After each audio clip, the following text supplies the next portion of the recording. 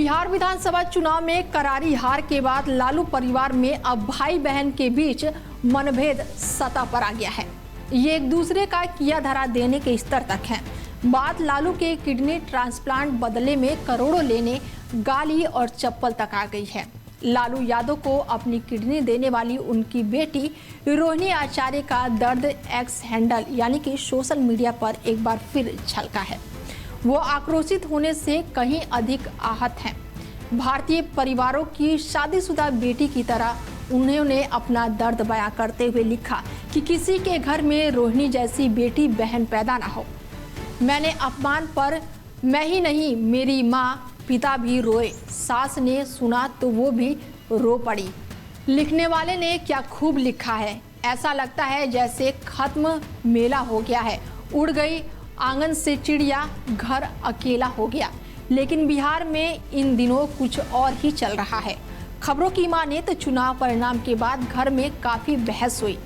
मतगणना के दिन भी जब तेज प्रताप चुनाव हार गए तो देर रात लालू बाहर घर से निकले।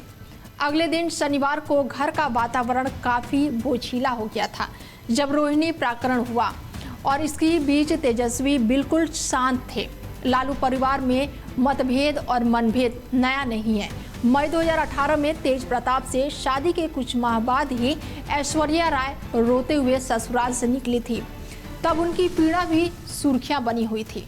सामाजिक स्तर पर सुलह और पंचायत के प्रयास निष्फल हुए तो बात कोर्ट तक पहुंच गई, जिसकी सुनवाई चल रही है।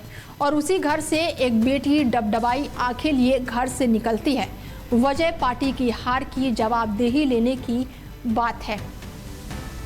कहा गया है कि मेरा मायका छुड़वा दिया गया। ये बात सिर्फ समाज और लालू समर्थकों के सामने है। और इसी बीच रविवार को दोपहर के बाद लालू के बड़े बेटे तेज प्रताप यादव ने कहा कि बहन रोहिणी के साथ अन्याय का नतीजा बहुत भयावह होगा। अब ये जाकर के आप संजय, रमेश, तेजस्वी यादव से पूछिए। मेरा कोई परिवार नहीं है, वही लोग निकाला है हमको परिवार से, क्योंकि रिस्पॉन्सिबिलिटी लेना नहीं है उनको।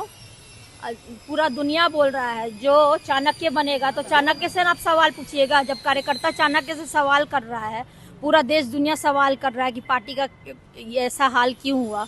अब जब संजय और रमेश इन लोग का नाम लीजिए तो आपको घर से निकाल दिया जाएगा, आपको बदनाम किया जाएगा, आपको गाली दिलवाया जाएगा, आपके ऊपर चप्पल उठा करके मारा जाएगा। देखिए, उनके परिवार का मामला है, छोटी है। मेरे चुनाव में बहुत परिश्रम किया था। हो सकता है किसी प्रकार का निराशा हो, लेकिन मुझे लगता है कि राष्ट्रीय जनता दल और परिवार बिखरता जा रहा है और संकेत अच्छे नहीं। उन्होंने संजय यादव पे आरोप लगाया है। मुझे उनके पार्टी और उनके परिवार के बारे में कोई ऐसी टिप्पणी नहीं करनी है, लेकिन संकट राष्ट्रीय जनता दल पर बड़ा मंडरा रहा है और ये पार्टी पूरी तौर से अब बिखर चुकी है। रोहिणी आचार्य ने बीते साल आरजेडी के टिकट पर सारण लोकसभा सीट से चुनाव लड़ा था, लेकिन चुनाव में उनकी हार हो गई थी। लालू प्रसाद यादव के 9 बच्चों में रोहिणी दूसरी संतान है। लालू की सबसे बड़ी बेटी मीसा भारती है।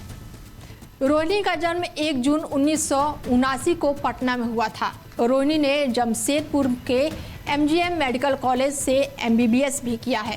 हालांकि उन्होंने अभी इसकी प्रैक्टिस नहीं की है। रोहिणी की शादी 24 मई 2002 को समरेश सिंह से हुई थी, जो कि सिंगापुर में रहते हैं।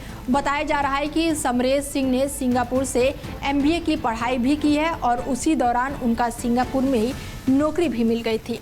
रोहिणी के ससुराल वाले मूल रूप से औरंगाबाद के पास दाऊद नगर के रहने वाले हैं और उनकी राजनीति से कोई भी संबंध नहीं रहा है।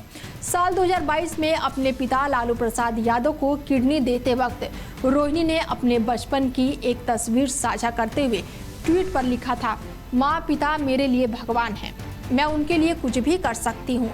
आप सबके शुभकामनाओं ने मुझे और मजबूत बनाया है। मैं आप सबके प्रति दिल से आभार प्रकट करती हूँ। आप सबका विशेष प्यार और सम्मान मिल रहा है। मैं भावुक हो गई हूँ।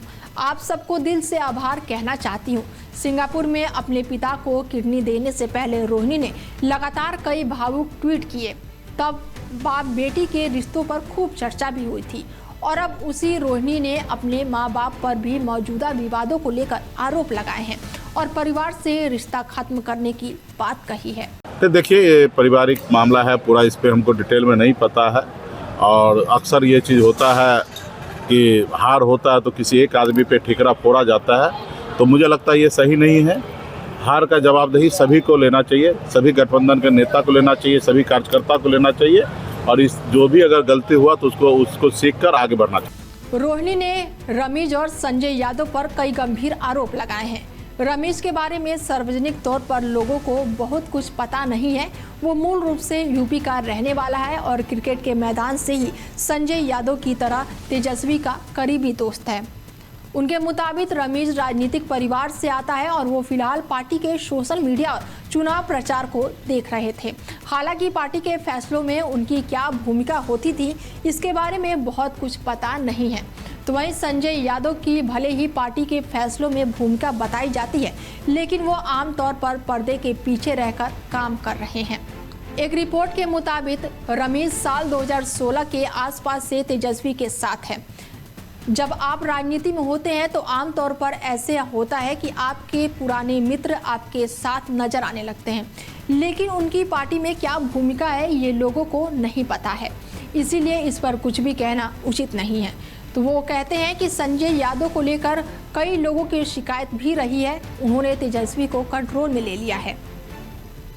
और ऐसी शिकायत लालू के जमाने में भी प्रेमचंद्र गुप्ता को लेकर रहती थी, लेकिन उन्होंने इसे संभाल लिया था। तेजस्वी यादव और संजय यादव के बीच मित्रता इतनी गाढ़ी है कि आरजेडी में अपने कई पुराने और वरिष्ठ नेताओं को छोड़कर पिछले साल संजय यादव को राज्यसभा भेजा और माना जा रहा है कि आरजेडी को लालू प्रसाद यादव की पहचान से बाहर निकालकर उसे तेजस्वी यादव के साथ जोड़ने की पूरी कोशिश में संजय यादव की बड़ी भूमिका रही है। साल 2020 में हुए बिहार विधानसभा चुनाव में आरजेडी को बड़ा फायदा हुआ था। चुनाव प्रचार में तेजस्वी ने आरजेडी की सरकार बनने पर 10 लाख की नौकरी देने का वादा किया था। माना जाता है कि ये संजय यादव की बनाई रणनीति थी। उपचुनाव में तेजस्वी के प्रचार के दम पर आरजेडी राज्य की सबसे बड़ी पार्टी के तौर पर उभरी थी और इसमें संजय यादव के कद को बढ़ाने में बड़ी भूमिका निभाई। और अब देखना ये होगा कि लालू परिवार से रोहिणी के बाद अब 3 और बहनें रागिनी, चंदा और राजलक्ष्मी के बाद बिछड़ने का सिलसिला कब थमेगा और अभी कितने और सदस्यों को परिवार से अलविदा कहना पड़ेगा। Bureau report, daily 24 Bharat. फिलहाल इस खास पेशकश में मेरे साथ इतना ही। बने रहिए आप हमारे साथ और देखते रहिए डेली 24 भारत। नमस्कार।